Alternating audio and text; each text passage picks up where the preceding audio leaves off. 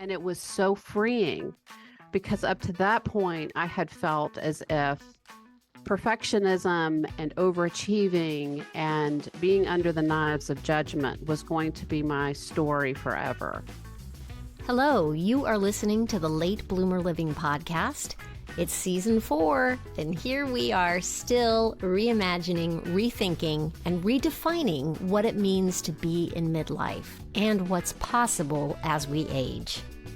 We are gathering energy, momentum, and excitement for our next chapter via candid conversations with other midlifers about their own pivots, pitfalls, and triumphs. I'm Yvonne Marchese, your host, and I'm so happy you're here. I created this podcast to give you inspiration and let you know you're not alone in feeling stuck in midlife. Both men and women are welcome here, but if you are a woman, I also invite you to join the Age Agitators Club for Women, where we come together monthly to hatch our plans for making waves as we age. Being part of this community for women will remind you on a regular basis that you're not too old, and it's never too late to do that thing you've been thinking about. You can find more information at latebloomerliving.com/community, and I hope to see you there. Hello, my friend. I'm kind of pinching myself at the moment because the interview you are about to hear is somebody who has learned how to tap into ease and flow in order to get things done in her life and her business. I guess that's the best way I know how to say it. And the reason I feel like I'm pinching myself over this is because some of you may know that I'm in the middle of a challenge for the month of February. And the challenge is a Living Playfully at Any Age challenge. And the very reason that I've taken on this challenge is so that I can rejigger my relationship to getting things done and working and how I move through the world, because I tend to grind and I am a recovering perfectionist. So I am trying to allow for more time in my life for play without guilt and shame attached to it, because that very often happens to me. I don't know if that happens to you. You take a little time for a little self-care, for a little something, and what happens? You feel guilty, right? I should be doing this. I should be doing that. That's what's going through my mind all the time. So I've taken on this challenge, which I am probably going to be extending way beyond this month of February. Right now, I'm posting on a daily basis to Instagram and Facebook to keep myself accountable. I don't know if I'll continue to post about this challenge, but I'm definitely going to continue the challenge. And I will say that the posting, it does bring up a certain amount of accountability, which is why I'm doing it. So maybe I do need to keep doing this until I learn how to make this part of my life. Okay, so let me tell you about my guest. Her name is Susie deVille, and she was introduced to me by my friend, Beth Barani, who is a writing coach. And she's written a book called Buoyant, The Entrepreneur's Guide to Becoming Wildly Successful, Creative, and Free. I'm looking at the overview of her book on Barnes & Noble right now. And it says, the strongest lifeline is the one that leads you back to the gut of who you truly are. You're burned out, lost, and rudderless. Susie deVille was where you may be now, drowning in debt, in the grip of unhealthy habits, with a marriage and business that had come crashing against the rocks. Today, she is thriving. Not only did she dig out from debt, she paid for her children's educations in cash, funded her retirement, and embraced a healthy and joyful lifestyle. So I'm going to stop reading, but this is the sort of thing that I'm trying to tap into, is this sense of my own inner being knowing what's right for me next. And that's why I'm doing this challenge. So I'm just so excited for you to hear this conversation. Without further ado, here's Susie deVille. Let's go. Hey, Susie, thank you so much for being with me today. Hey there, I am delighted to be here with you. This is exciting. And I just want to thank Beth Barani right now for introducing us. Yay, Beth. She's awesome. Love Beth. Um, so gosh, you have a whole story. I mean, you've got your it's all tied in with your book, right? Because I remember the first time we spoke, and I love this phrase. I'm going to go back to it again. That your book was born out of your nuclear winter period.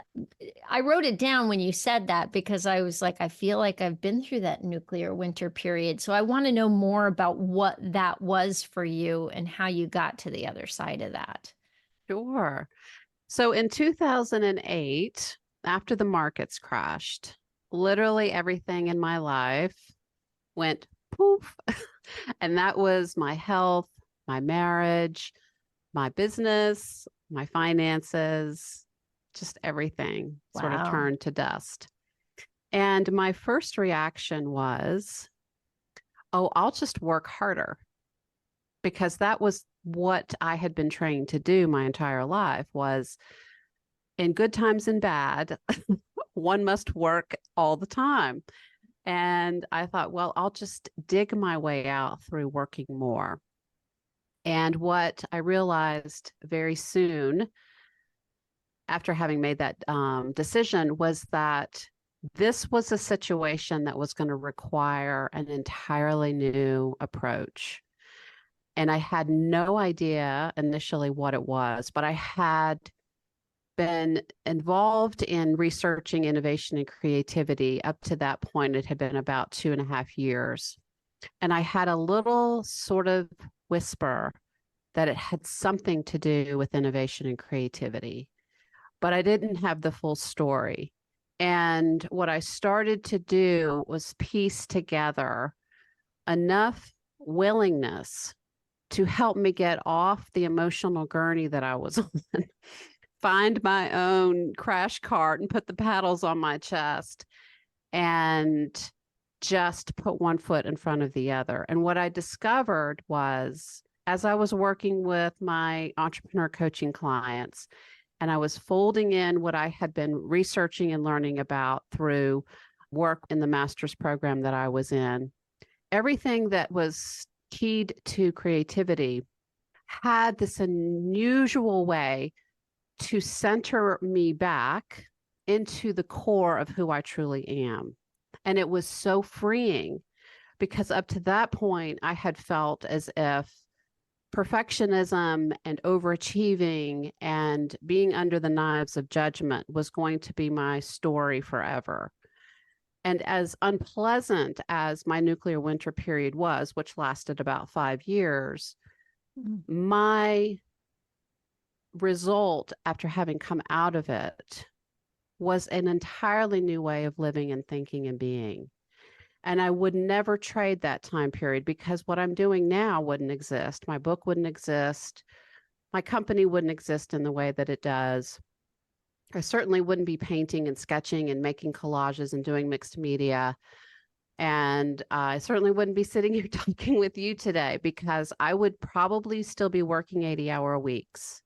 What were And you working at when you said you thought, okay, I'm going to work my way out of this? What was the yes, work you were actually doing at that point? Were you already an entrepreneur and already in your own business? yes, I've been an entrepreneur for about 30 years. Okay. And I started in real estate in 2001. And so when the markets crashed, my husband at the time was in contracting, and I was a real estate agent. So Oh, both of our industries were just yeah, decimated. Yeah. So, but real estate, I just sort of have real estate on the hard drive, and I know how to do it. I love it. And I thought, well, I'll just work and work and work, and I'll just close deals and try to figure out a way out of this. But of course, nothing was happening. And I live in a mountain resort community, and there were no deals happening. People, for the first time, were in foreclosures and short sales. and the landscape was not exactly conducive to doing real estate. However, a couple of years later, I decided I was going to start my own firm because I had been working with another company. And with literally no, I had negative $250,000. And I thought, I'm going to start my own real estate company, and I'm going to create an office in the best location. Somehow I'm going to figure out how to do all of this. Everybody thought I was insane, but I could tell, I could sense the market was shifting. So what happened was, I was right. The market came back, and I had positioned myself really well to build a company really out of the ashes. And that funded this journey, what I call my Creative Rebels voyage, to discover, go on all kinds of different life-changing experiences and adventures, work with some incredible experts, really learn all kinds of visual art, media. And then I started putting the pieces together, and I started folding it all into my work. My brain is blowing up with questions right now. So when you say that this funded the change, what did that mean? Did you put yourself into a program? Did you go back to school? What did that look like? I had gone back to get my master's from 2005 to 2006. Which was before the nuclear winter period. Right. But I had already, that was a time when I became very aware of this electricity that had to do with innovation and creativity. And I had a full body yes in a specific innovation and creativity class one day. And that sent me on what has been, now a 17-year journey. And so when I say funded, the real estate closings, I was doing real estate about 70% of the time. And then my Innovation and Creativity Institute was about 30% of the time. So you were just all in, even though it wasn't time-wise, it wasn't all in. Your spirit was all in there. I was all in because I learned that I had spent a day looking into the chasm during the sort of height of my nuclear winter period, before I started to turn things around. I considered what the worst case scenario was going to be. And I looked at it, literally peered over the edge of the chasm and looked at it and saw myself there. And I realized, it's not my favorite thing. However, it's all survivable. I'm going to be fine. And I don't think the worst is going to happen.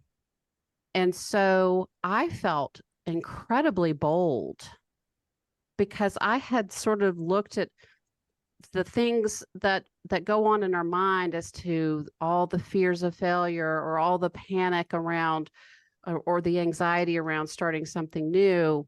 Yeah. I just didn't have the luxury of the time and the space to engage in that. So I just went for it. I went for it in my real estate business, and I went for it with the Institute. And was that in 2013 that you started to see that change? Is that when you had the breakthrough with your real estate business and kind of everything, like after 5 years of like, poof, nuclear winter? I started the company in 2011. Okay. I moved into the office space in July. And I started though in the early part of 2011, moved out of the marital home, and just started, the scenes in the movies where the stockbrokers are on the phone calling people. I was just doing everything. The calling montage. We'll call that the right. The cold calling montage. Yes. And in about 3 years, I had gotten completely out of debt. I started traveling to Europe again. I had fully funded my son and stepson's educations That's with cash. amazing. Wow. And then I sold my company in 2018 so that I could focus on really devoting my time to the Institute as well as creating my book, Buoyant. Yeah. So tell me a little bit more. What I think I still haven't wrapped my head around is the creativity and the innovation. What does that look like for you when you apply it to what you're doing? So, my first clue was that play was a singular mover in changing how you work and how you live. And I love the word play, and I am delving right now into the idea of living playfully at any age. So keep going. I'm excited. and it was not how I was wired, right? I was wired for Mm. work. Like if Mm-hmm. you look at my spirit animal would have been like a border collie, and so I got this though in that innovation and creativity class, and I could start to understand a lot more about how my brain and all of our brains work. That then led me on this journey of more research, more testing things with clients, and also my own artistic experience. And I could see that when I engaged in certain activities, i.e., let's just take sketching for an example, Okay. which for somebody who doesn't know how to sketch and somebody plops three peaches on a table in front of you and says, okay, draw that, Uh-huh. all of your performance anxiety and worries come out initially. But Yes. then I settled in and I just merged with these objects. And I saw for the first time, I'd seen peaches my entire life, obviously, but this was the first time I really saw a peach and I really paid attention and I could see the contours and I could see that I could make my hands do what my eyes were taking in. And I had gone on, it was probably about a 45-minute experience, but I entered a portal of being nowhere and no time and no place. I was in the unknown and I was comfortable there. It was not comfortable when I first sat down before I started working and moving my hands. It was Mm. very uncomfortable. But Wow. but then when I started to play with it and I started to let go and I started to surrender into this experience of not knowing, something started to rewire inside of my brain. I could I could sense I was tapping into my imagination and my intuition and my ideation in new ways. And it felt so completely cathartic. But at the other side of it, I had this new confidence and clarity. And I knew I was onto something. And the more I pursued trying to reverse engineer this, the more I could see the connection between inspiration, not light bulb over the head inspiration, but literally breathing in. This is the way Paulo Coelho talks about it. So Yeah. you breathe in Mm-hmm. beauty, art, nature, doing what you love, playing. This fills you with inspiration. And for me, it was inspiration plus willingness to now try the scary thing of creating. And so I learned that by marrying inspiring activities with then making something, I then ignited what I call my creativity back channels. And I started to then test this and work with my clients and my hard charging very business minded entrepreneurs who, when they saw me pulling out a sketchbook, the little veins on their foreheads started pulsing in anger, frustration. And so I had some convincing to do. I imagine you did. And it works beautifully. Creativity, tapping into your innate creativity. And I know people will say, I'm not an artist and I don't have talent. Mm-hmm. That is absolutely not relevant. I can tell you, you are an artist. I can teach anybody how to make art. You will have this exact same liberating experience. And Do you you start have, to, oh, go ahead. I just was wondering, do you have like an anecdotal story about one of these clients and like they did this and where were they and where did it take them when they embraced doing this? So I will tell you a story of someone who I'm currently working with. This is a very I have a zillion of these, but this gal she came to me because she was feeling very disconnected in her personal life, and she felt that the color and the joy of her life had just sort of drained away. She was working like a fiend, and she was working for someone else at the time. And she was very dissatisfied in her personal life and in her professional life. And she initially came to me to just kind of jumpstart her mojo. She was just not looking to change a lot of things and just wanting to kind of dress up and put some more pizzazz in her life. And we started working together.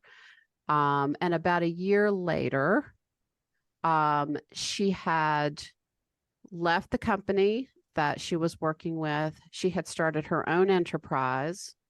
She began traveling all over the world. She became a multimillionaire. She developed a sense of self and an idea of who she truly is.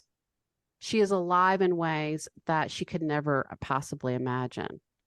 And I can point it all to the seemingly innocuous yet surprising path to success and freedom, which is tapping into your innate creativity. Wow. What did she end up doing when she left her job? And what did she end up doing? Was it travel related or what was the business that she ended up taking on? She has an import business now and is working with, she's doing a combination of import and also brick and mortar retail. Wow. Was that at all in relation to what she had previously done in her job? Not even Wow. remotely close. Really? Wow. That's kind of mind-blowing. But what the work is about is what happens is that we chisel through the concrete, which the concrete is other people's expectations of us, things that have layered onto us from well-meaning parents and teachers and peers, Mm-hmm. culture, Mm-hmm. things that we have even told ourselves about what we should be doing, who we should be in the world. Mm-hmm. And releasing duty and responsibility and obligations that are not ours and engaging in this journey of discovering who we truly are at our core and what brings us alive. And that then ignites and sets us on this incredible kind of almost Proustian journey of seeing these flashes of, oh my gosh, there was the doll on a shelf that my grandmother gave me that was from this country. And it was my favorite thing when I was 7 years old. And that somehow leads to an import business. It's kind of, I know it sounds like magical thinking. I know people who may be listening are probably like, you know, shaking their head saying this can't be real. It is so real. This is the thing though, and this is something that I've been thinking about a lot lately, is the idea of starting with one thing, of just changing it. She didn't come to you to shake up her life the way it got shook up. She came to you to get a little, as you said, more pizzazz in her life, which I love. Yes. And don't we all want a little more pizzazz in our Sure. life, right? And I know for me, my experience in life has been that one little change here and there has led to the next thing, to the next thing, to the next thing, to the next thing. And, I feel like I can look back now at things that I was ruminating on when I was, in my mid 30s, and I'm 55 now. And I go, as I look at the progression of where I am now to where I was then, and how lost I felt, and what do I want to be when I grow up, and all the things, everything that I did while I was feeling so lost and wishing I had a crystal ball has led me to here. And I'm still in this place of I don't know what I want to be when I grow up, but kind of looking at it with a sense of like excitement and curiosity, to say, okay, well, somebody posted something great the other day. Oh, I'm not going to be able to pull the reference but the idea of it I can get. He said, the quote was something about, I don't know my purpose in life, and that is a wonderful thing because it means that I can keep exploring and finding what is next for me on this journey, And I was like, oh, because I think we all think, oh, I need to know my purpose. I need to know, I need to know, I need to know. Absolutely. And there is so much pressure, especially that our young people feel. Mm, They're just all these Gen Z kids who talk to me, who come up to me and say, I've read your book, and it's the first time I felt like a human since I was a little kid. wow. Because there is Did you this cry when they told oh you my that? I gosh. totally would have Oh my cried. gosh. Yeah. Um, just some of the most beautiful things. But what's so fantastic about it is when people can see things recast from you must have this all figured out and you must go along this path in academia or wherever to achieve Mm-hmm. it Mm-hmm. to, hey, guess what? It's all a big, fat, grand adventure.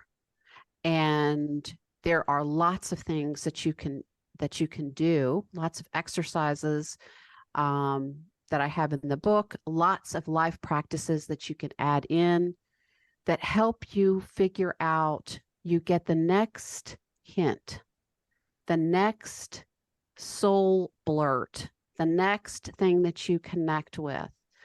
And you start to get incredibly attuned and to paying attention to these clues because they're following us all the time.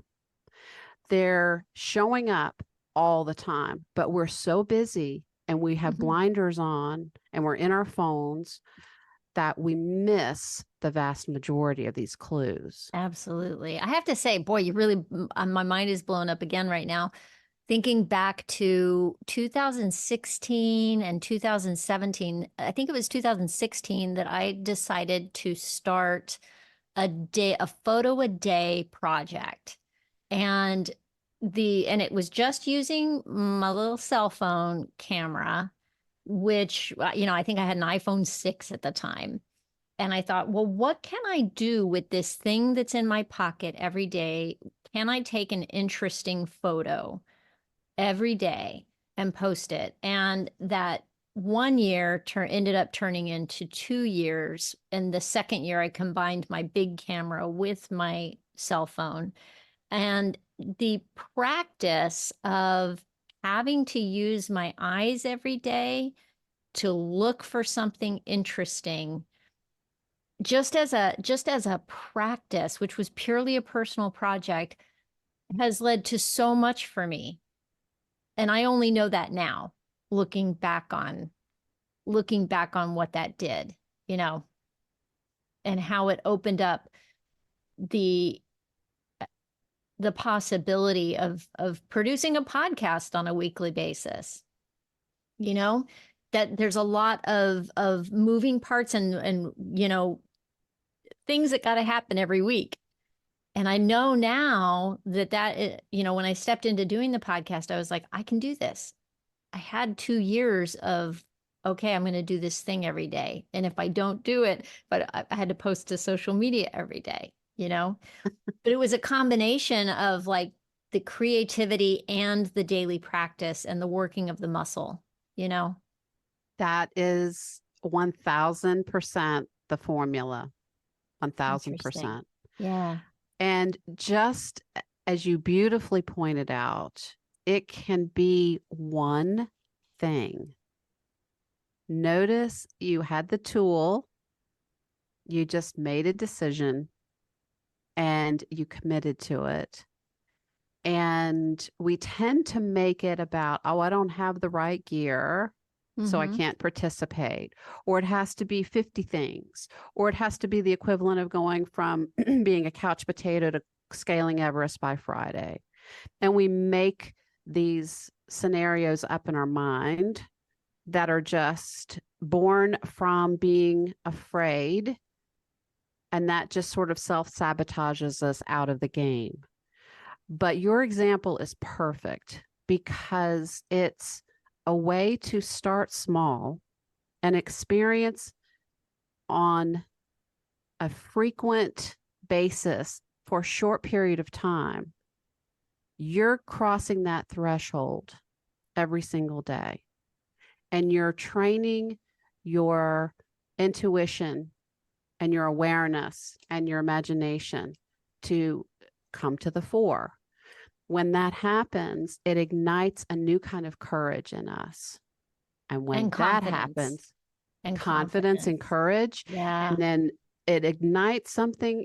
This is going to sound completely woo-woo, but it ignites something in the unified field. It ignites a synchronicity, and we start to enjoy support, ideas, resources, strange coincidences of things that are happening to us because we're in this world more and more and more. And all you have to do is just rinse and repeat. And you committed to it and you did it for 2 years. And all of these things have come about as a result of that. Yeah. So do you draw every day? What do you do to tap into this for yourself every day? So I have a series of things that I do that I call the 5 M's. And that's morning pages, a la Julia Cameron's brainchild, which is 3 pages of longhand every day. Meditation, movement, moments of inspired learning, and making something. And when I started, I could only do just about 5 minutes. This was back, in the day of the emotional gurney. And I don't do all 5 M's every single day, but I sit down, I have a journal. It's actually on the other side of the table that I do an art page on one side, and that can be a sketch, that can be an abstract, that can be a collage, it could be a doodle, it could be wild coloring, just something to engage for 5-10 minutes in the morning. And then I have the opposite page, which is where I set strategy and I think through any limiting beliefs and I try to hoover those out. And I do a morning walk. I have a beautiful golden retriever who loves the woods as much as I do. And those things and a few minutes of meditation are just a brilliant way to prime the pump for the day. And if I don't do a walk, the time to do all of the practices is about 20 minutes or so. And then if I do the walk, that's an extra hour. And it is truly liberation on steroids. Yeah. That was another, I'll say one thing that I did that was it actually came after the photo project. I had gone full time with my photography business, and I was having a really hard time focusing. I was having a hard time getting myself out of bed in the morning. There was something off, and I read Mel Robbins' book, The 5 Second Rule, and realized that me hitting the snooze button every morning was not serving me. And I thought, okay, well, I'm going to do an experiment for 30 days. I'm going to get up before my kids and try to, and I'm going to spend time for me, and had like a whole morning routine. Meditation and movement were in there, journaling, so a little bit of reading. And it was one thing. It was, just a little bit of time for me, but before the kids got up, before there were fires to put out for the day, and it was really hard because I'm not a morning person. Just going to say that. But setting the alarm across the room got my butt out of bed. And once I was up, I kept going. And really, after a couple weeks, I started to feel a lot better. And after, I don't know, a month or more, my kid noticed I was happy. He didn't know what I was doing. I woke him up one morning and he said, "You seem happier, Mom." And I was like, Oh. wow. And ever since then, it's just been, okay, well, this is part of my life now. This is what I do. And so the power of that morning routine, wow. And for the folks like yourself who aren't morning people, I am very much a morning person, to the point where when people hear about my mornings, they just want to run in the opposite direction. Yes. But I want to be clear. Sounds like a lot, right? And I get up super early, super early. But I have learned that my creative circadian rhythm ignites at 3 a.m. and burns great until about 9:30. So anything that I want to write or anything that I want to really have that creative focus for happens during that window. Then I have clients who have evening windows or middle, kind of like night owl, 11 o'clock to 2 a.m. bursts of this kind of creative energy. And so it can come, it doesn't matter when your energy is there. If you can, so you don't have to do the 5 M's in the morning, is what I'm trying to say, is that if you need to do it at noon and protect that time for you, it's still enormously beneficial. What's important is that you protect the time wherever that window is for you, because it's easier for me to protect it because it's first thing and no one's up. I don't have the notifications going off because everybody's still asleep. So later in the day, when the day is rolling and there's people and things that are pulling for you, your moat has to be deep and filled with sharks so you can protect yourself and protect that window for yourself. Yeah. But I do love that you're acknowledging that it doesn't need to be the morning. For me, it does need to be the morning because otherwise that it just won't happen.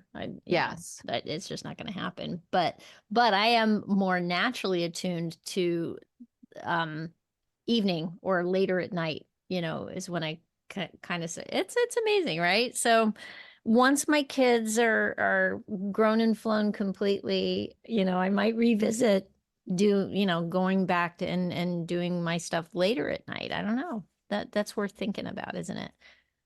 Oh my goodness, this has been fantastic. What are you excited about that's coming up next?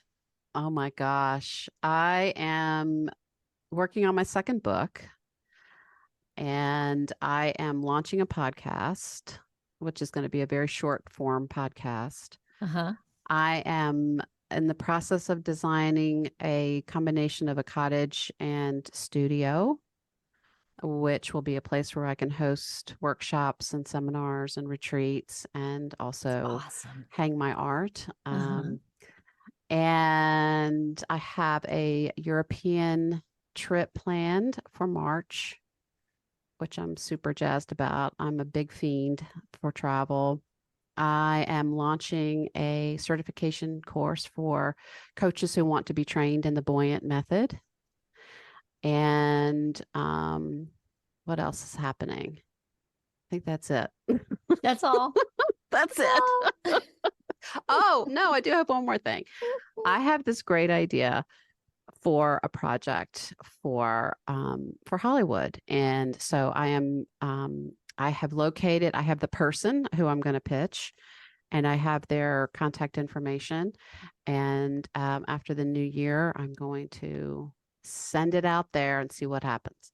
That is very exciting. Wow, you got a lot going on, lady. Oh my gosh, that's amazing.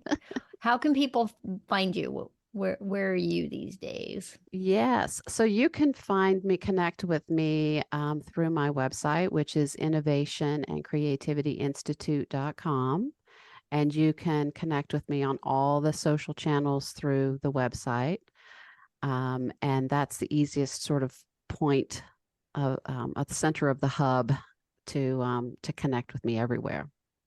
Fantastic. Well, I can totally see why Beth Barani sent us, put us together.